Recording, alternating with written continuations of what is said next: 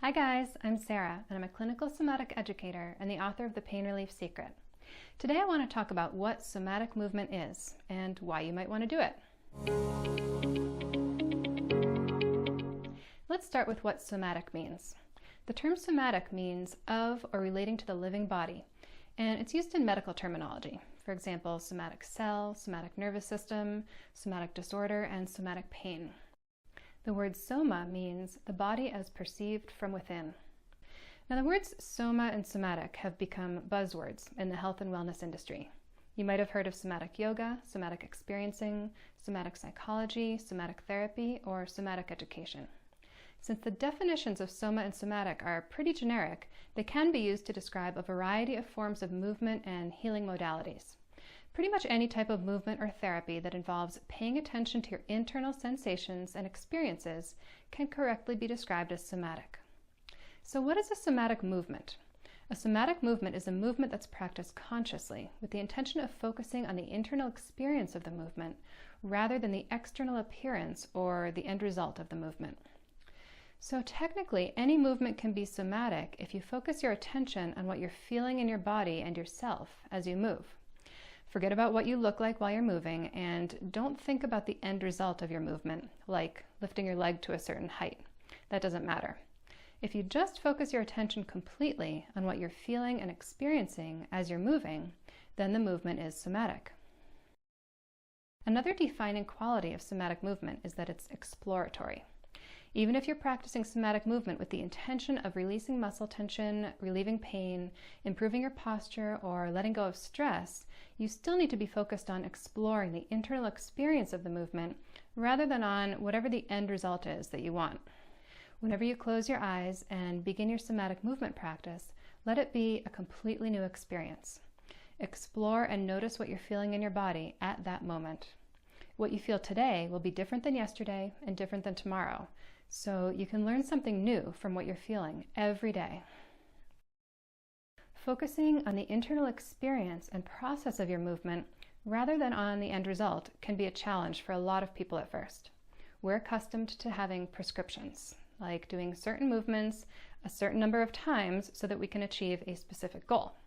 But that doesn't allow us to discover the unique patterns of tension that each of us has deeply learned in our nervous system. And it doesn't allow us to develop new healthy patterns of movement. Practicing somatic movement is very different than doing sit-ups or push-ups. It's not about the quantity or intensity. It's about the quality of exploration and conscious attention. Now, it's really helpful to close your eyes when you're practicing any type of somatic movement. Closing your eyes takes away all of the visual information that your brain would automatically have to process if your eyes were open. When your eyes are closed, you can focus completely on your internal sensations. So another defining quality of somatic movement is that it's typically practiced very slowly.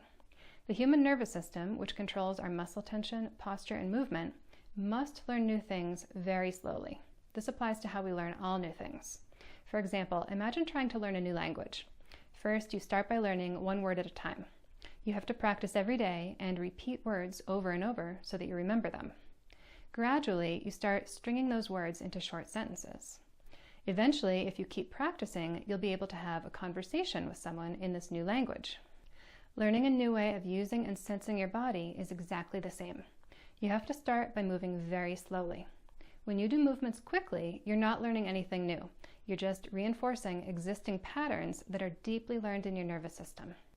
So you have to practice this new way of moving slowly and every day so that the new neural pathways you're forging can get reinforced.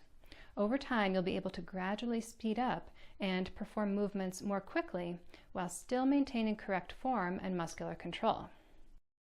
So we've answered our original question of what is somatic movement. Now I want to talk about somatic movement education. This is usually referred to as just somatic education. This term was coined by Thomas Hanna, who was a student of Moshe Feldenkrais. The Feldenkrais method is probably the most well-known method of somatic education. Other well-known methods of somatic education are the Alexander technique and clinical somatic education, which was developed by Thomas Hanna and is also known as Hanna somatic education. Thomas Hanna used the term somatic education to describe methods of sensory motor education that use somatic movement to improve motor control and sensation and to change learned muscular patterns. The benefits of retraining your habitual muscular patterns are that you can release your chronic muscle tension, relieve your chronic pain, improve your posture and movement, and recover from many common musculoskeletal conditions. Different methods of somatic education teach somatic movements in different ways to address patterns of tension, pain, and postural misalignment. They may use both hands-on movements, which are guided by a certified educator, and self-care movements, which are practiced by the student on their own at home. One of the tenets of all forms of somatic education is that students should be responsible for their own health and learning. The role of a somatic educator is to empower students to take care of themselves by teaching them the tools they need to release their tension, relieve their pain, and continue to improve their posture, movement, and somatic functioning throughout their lives. So finally today, I want to talk about clinical somatic education. This is the type of somatic education that I teach. It was developed by Thomas Hanna during the 1970s and 80s. Hanna developed a movement technique called pandiculation that is unique to clinical somatics. And pandiculation is what makes clinical somatics so effective at retraining muscular patterns and relieving chronic pain. Pandiculation releases chronic muscle tension. If you spend hours doing static stretching or getting massages or massaging yourself with rollers and tennis balls, what you really should be doing is pandiculating your muscles, because pandiculation has a lasting effect. It reduces the baseline level of tension in your muscles that's being set by your nervous system.